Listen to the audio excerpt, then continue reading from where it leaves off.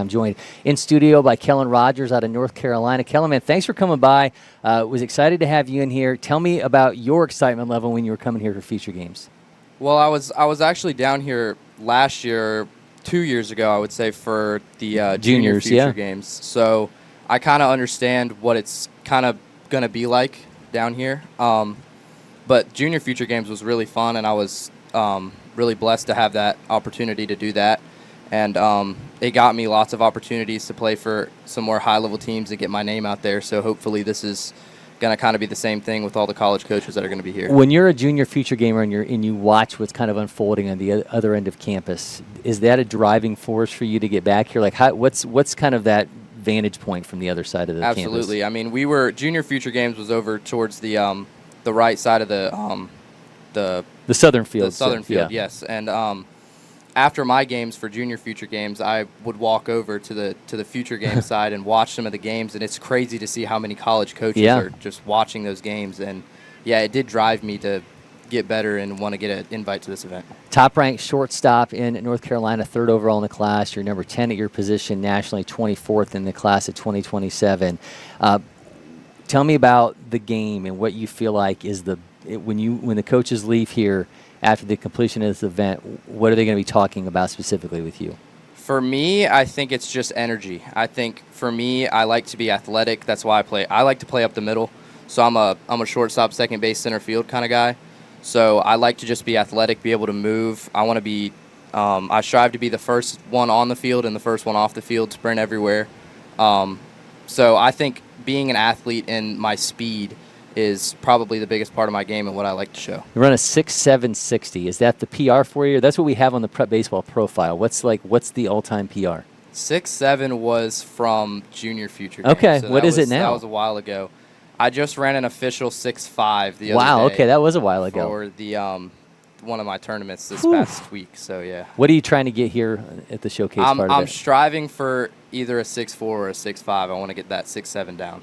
Wow, that's speed, man. Yes, sir. Tell me how that translates into the game. Certainly playing center field, you're trying to cover ground. You're trying to be that, that quarterback of the outfield. How else do you see it playing into the game?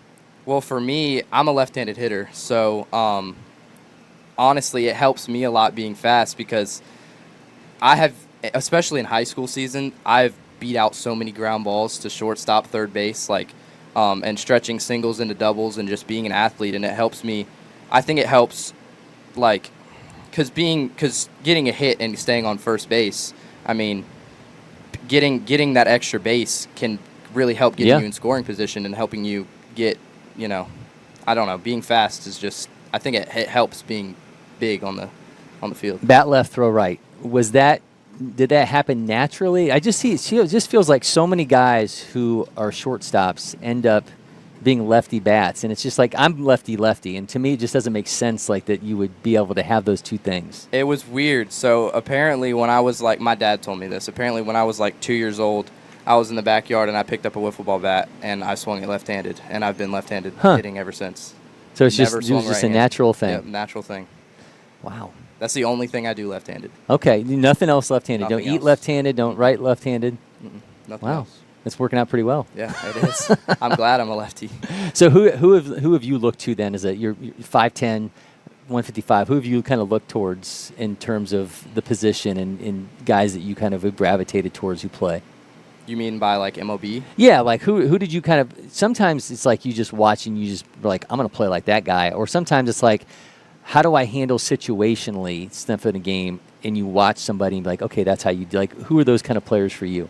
Well, from an MLB standpoint, I think Corbin Carroll is a big guy. I know he's not a middle infielder, but he's smaller. He's a left-handed hitter. He's fast. So I kind of like to be like him. But then also from a high school standpoint, we had Khalil Watson at Wake Forest High School a little while ago, and he was a left-handed hitter, shortstop, really fast. So I think I strive to be like him a lot. Wake Forest High School, obviously in the shadow of Wake Forest. I mean, it's becoming a hot item for a lot of players to go towards. August 1st is going to come around. Coaches are going to come calling. Do you have, and I'm not asking you to divulge it, do you have a list of schools? Or do you have this is my short list and these are the calls I'm hoping I get? I think I do have a few. I think it would be nice to stay somewhat close to home. So a lot of the like ACC schools in North Carolina, like NC State, UNC, Duke, Yeah. some of those schools. But I've also got some interests from like Virginia, South Carolina. I've got some from Tennessee, Texas A&M. So we'll see what happens on August 1st and see what happens. But I don't think there's any like distance that I would be like, no, I can't go there because of distance. It's just we'll see. But you're also to the benefit of you're down here, and there's a lot of guys, and you talk to guys from the Midwest, guys from the Northeast, they all want to come down and play in the Southeast. They all want to play ACC, Yes, SEC, and already being in that country and being in front of that part of the country and being in front of those coaches on a consistent basis kind of plays in your favor as well. It does. Yes, sir. So tell me about the North Carolina team, the guys that you knew of, guys that you were excited to play with. Who were kind of those names that when you saw the roster, you're like, oh, we're going to ball out?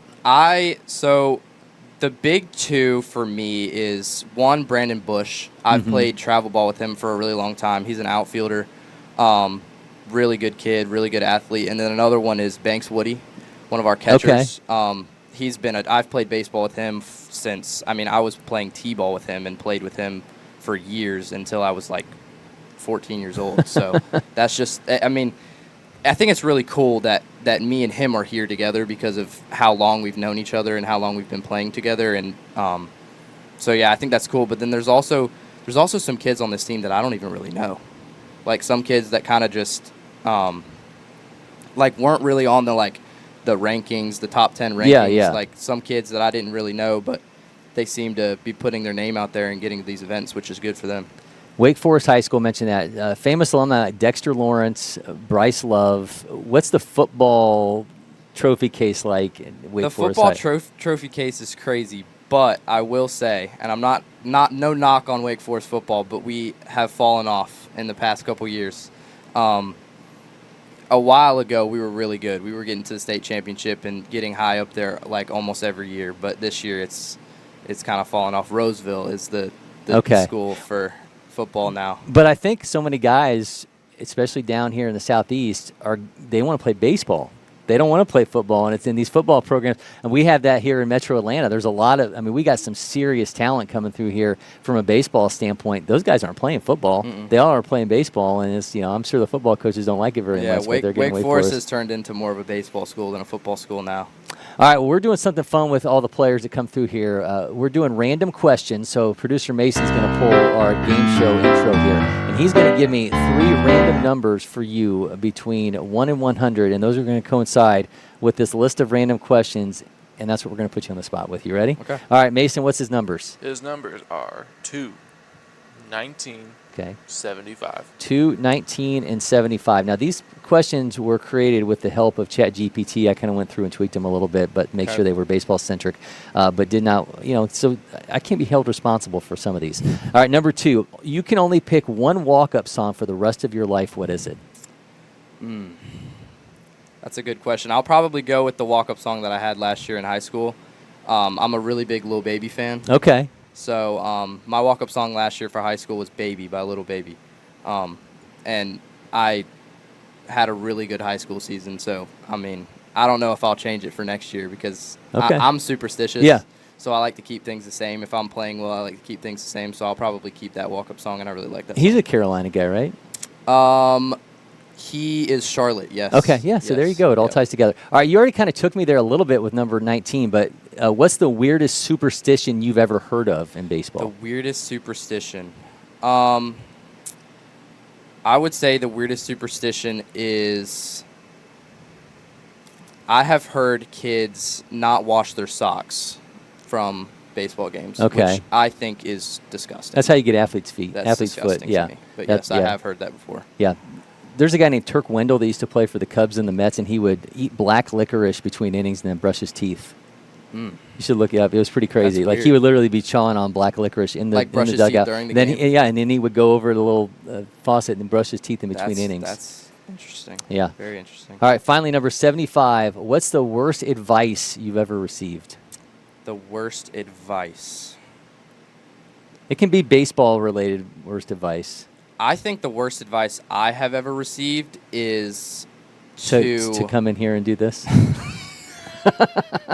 No, when you texted me, I was really excited. Well, for I'm this. happy for that. The worst advice that I have received is probably to follow in other people's footsteps. Okay, I like that. I don't like that because I think that everybody has their own strong suits, and I think everybody should be unique and be themselves. And so, yes, I think people should have idols and people that they should, strive to be like. But I think that you should never try to be exactly like somebody else. I think that you should always be yourself, always do you, always play your game, and stuff like that. I didn't think this was going to end with an inspiring message from Kellen Rogers. I love this. All right, look at that, man. He's a motivational speaker, and he's going to be showing out for Team Carolina. Kellen, man, thank you so much. Appreciate it.